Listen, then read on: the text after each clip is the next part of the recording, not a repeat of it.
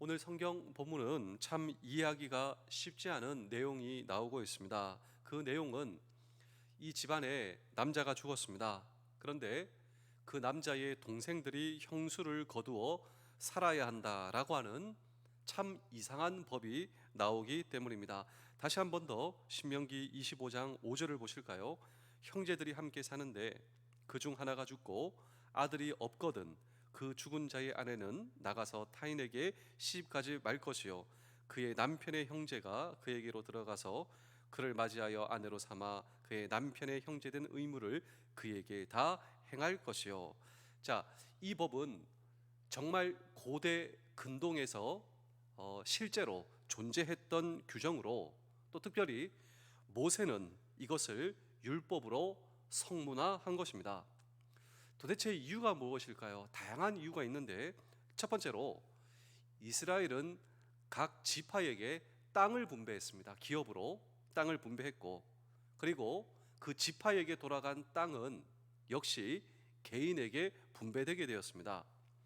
그런데 결혼한 남자가 자식 없이 사망한 경우 그 땅과 유산은 어떻게 되겠습니까? 그런데 그 땅과 유산이 이방인에게 넘어가면 안 되거든요. 그래서 동생들이, 그리고 그 집안의 남자들이 이 여자를 거두어 아들을 낳고 기업을 잇게 해야 한다라고 하는 것입니다. 두 번째 이유는 혼자가 된 여성은 생존 방법이 없기 때문입니다. 막막하다, 이거 살아갈 수 있는 방법이 없습니다. 또한 수탈과 그리고 괴롭힘의 대상이 되기 때문입니다. 세 번째로 당시에는 전쟁도 많았고 그리고 질병도 많았습니다. 그래서 남자가 죽는 경우가 많았기 때문입니다. 그래서 지금과의 이 사회상이 다르다는 하는 것을 이해하고 염두에 둔 상태에서 이 수혼법이라고 하는 이 수혼법은 당시 여성에 대한 일종의 복지 제도였다라고 하는 것입니다. 근데 제가 오늘 이 수혼법을, 이 설교를 준비하며 묵상하다가 오히려 이 수혼법 때문에 상처를 받고 인생에 정말 갈급함을 경험했던 두 명의 여인이 제 마음속에 떠오르게 되었는데, 한 명은 이 신약에 예수님을 만났던 사마리아 여인, 그리고 또 다른 여인은 전라남도에 있는 증도에 문중경 순교 박물관이 있습니다. 이 문중경 전도사님이 생각나게 되었습니다. 사실 이 두 여인은 전혀 상관이 없는 여인이지만 공통점이 있다면 이 두 여인이 다 예수님을 만났다라고 하는 것입니다. 도대체 수원복과 이 두 명의 여인이 무슨 상관이 있는가라고 하는 질문을 오늘도 우리는 이 성경 본문 속에 던지고, 한번 생각해 보실까요? 이 수원법에 의해서 복지 제도를 받아야만 했던 이 여인이 경험해야 했던 상처와 인생의 목마름의 문제.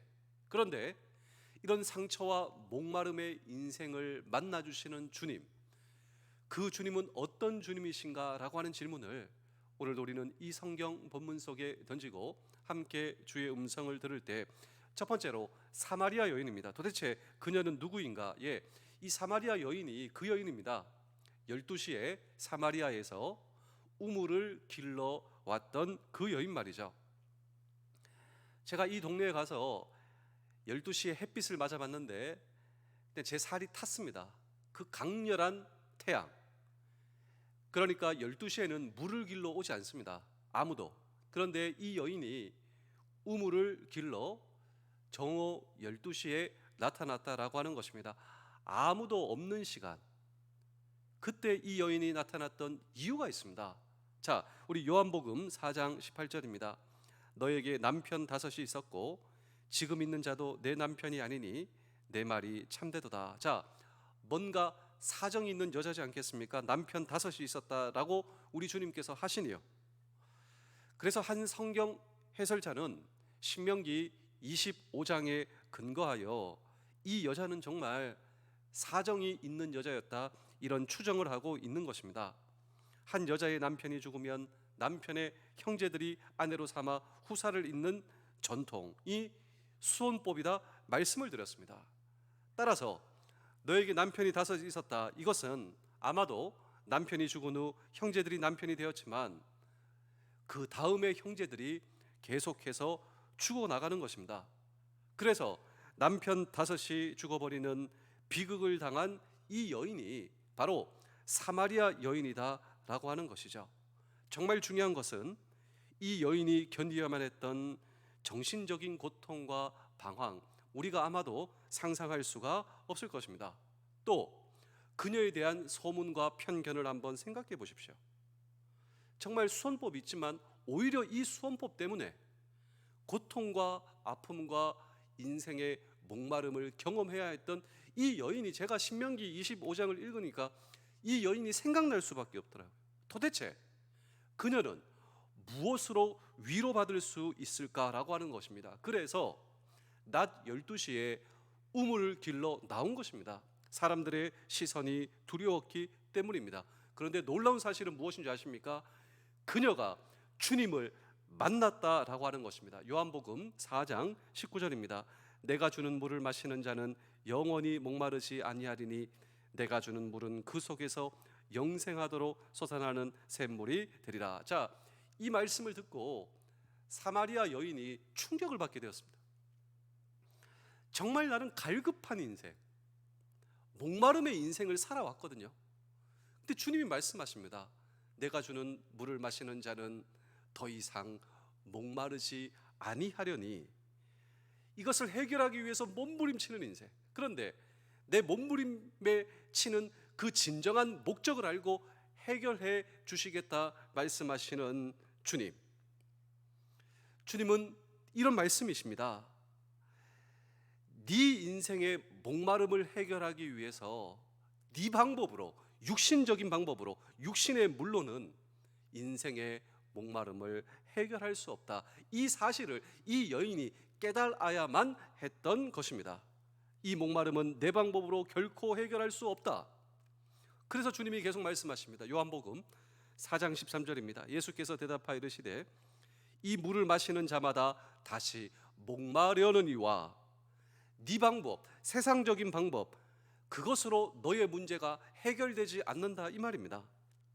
그런데 이 절망은 저는 필요한 절망이라고 생각합니다. 사람은 이러한 절망에 도달했을 때 비로소 나의 방법과 인간적 해결이 아니라 비로소 하늘을 바라보기 시작합니다. 여기서부터 복음이 시작된다라고 하는 것입니다. 복음이 무엇입니까? 단순한 한마디로 예수님께서만 목마르지 않는 생수를 우리의 인생에 공급하신다라고 하는 것입니다. 그래서 요한복음 4장 14절입니다. 내가 주는 물을 마시는 자는 영원히 목마르지 아니하리니 내가 주는 물은 그 속에서 영생하도록 솟아나는 샘물이 되리라. 자, 예수님은 목마르지 않는 생수, 예수님이 주시는 목마르지 않는 생수를 무엇에다 비유하고 있습니까? 물에다가 비유하고 있어요. 예수님께서는 이 물은 뭐 어떨 때 필요하고 필요하지 않고 그런 문제가 아니라 물은 반드시 필요한 겁니다. 그런데 이 생수를 공급하기 위해서, 우리의 인생에 진정한 문제 해결을 제공해 주시기 위해서 예수님은 우리를 찾아오셨다라고 하는 것입니다. 그래서 우리가 이 수원법의 사마리아 여인의 인생의 갈급함의 해소를 보기 위해서 요한복음 4장 4절을 보셔야 되는데요. 사마리아를 통과하여야 하겠는지라. 이 말은 예수님의 강력한 의지입니다. 왜냐하면 예수님은 유태인으로서 유태인은 사마리아 땅을 지나가지 않았습니다. 원래 삥 둘러갑니다. 저와 여러분들 그 중간이 사마리아라면 전 이쪽으로 가지 않아요. 돌아갑니다. 왜냐하면 사마리아는 불결한 땅, 피가 섞인 땅, 혼혈일의 땅, 이 적과의 전쟁이 있으면 항상 북쪽 사마리아로부터 적들이 내려왔습니다. 항상 뚫리는 땅, 항상 외국인과 피가 섞이는 땅, 항상 외국인에게 굴복하는 땅. 그래서 심지어 그 땅을 밟지 않고 삥 둘러갔다라고 하는 것이죠.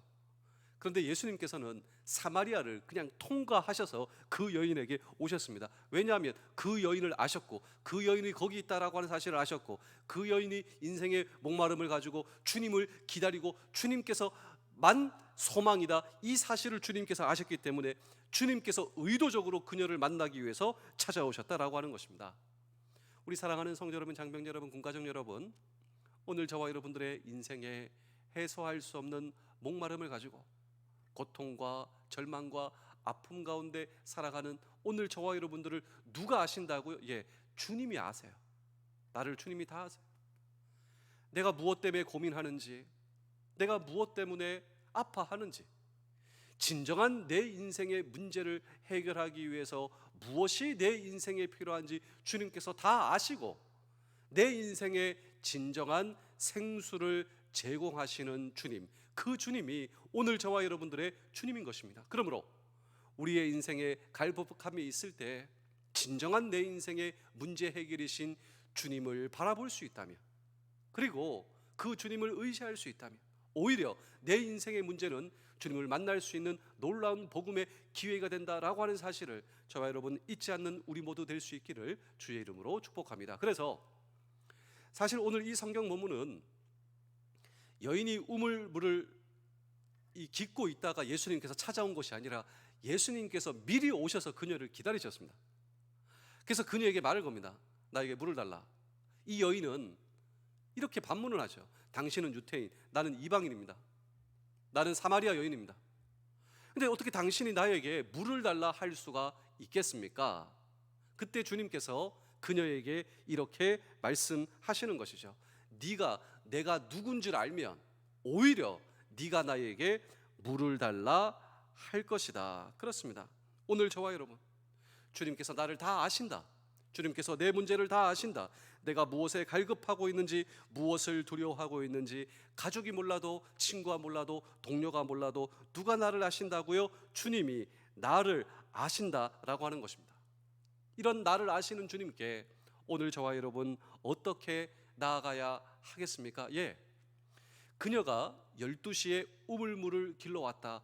가장 고통의 시간, 가장 절망의 시간, 나의 있는 모습 그대로 주님께 나아갈 수가 있었다면 저와 여러분도 인생에 문제가 있다 할지라도 나의 있는 모습 그대로 저와 여러분들이 주님 앞에 나아갈 때 그런 저와 여러분들을 우리 주님께서 보시고 오늘 저와 여러분들에게 진정한 필요한 인생의 생수를 제공하신다라고 하는 사실입니다. 주님은 내가 아프다고 해서 아픈 나를 제하시고 다른 사람으로 대체하는 것이 아니라 주님께서는 아픈 나를 있는 모습 그대로 사용하시고 아픈 나를 고쳐 사용하시는 주님, 그 주님이 있는 모습 그대로 나를 사랑하시고 나에게 그분의 생수를 제공하시며 내 인생의 문제가 내 문제가 아니라 주님의 문제예요. 왜냐하면 나는 주님의 피값으로 샀기 때문이죠. 내 안에 주님이 계시기 때문이죠. 주님이 내 아버지시기 때문이죠. 내 문제는 내 문제가 아니라 내 문제는 주님의 문제다. 주님께서 내 인생의 문제를 해소하여 주시고 생수를 주신다라고 하는 사실을 여러분 기억하시는 우리 모두 되실 수 있기를 주의 이름으로 축복합니다. 우리 요한복음 4장 39절입니다. 여자의 말이 내가 향한 모든 것을 그가 내게 말하였다 증언하므로 그 동네 중에 많은 사마리아인이 예수를 믿은지라. 자, 이 사마리아 여인 때문에 그 사마리아 땅이 변화되기 시작합니다. 주님께서 주시는 생수를 공급받고 그 생수에 놀라운 이 힘을 얻어 사마리아 땅을 변화시키는 놀라운 주님의 도구가 될 수 있었다면 중요한 것은요, 주님입니다. 주님이 주시는 무엇이 아니라 주님이 내 인생의 만족입니다. 내 인생의 갈급함의 문제가 어떤 것, 어떤 환경, 그 무엇 때문에 변하는 것이 아니라 갈급한 내 인생 속에 주님이 생수로 오실 때 내가 그 생수를 공급받아 내가 변하는 겁니다. 무엇 때문에? 주님입니다. 주님이 주시는 것이 만족이 아니라 주님이 내 인생의 진정한 만족이시고 주님이 내 인생의 진정한 해갈이시고 주님이 내 인생의 진정한 문제의 해답이시다.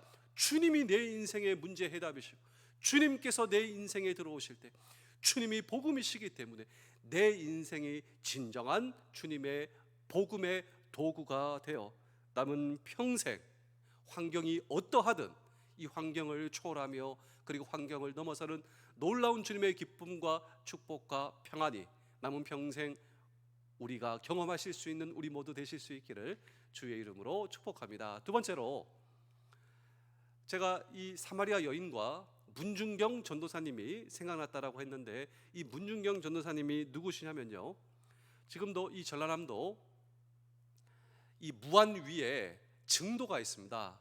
이 증도는 지금도 크리스찬이 90%가 넘습니다.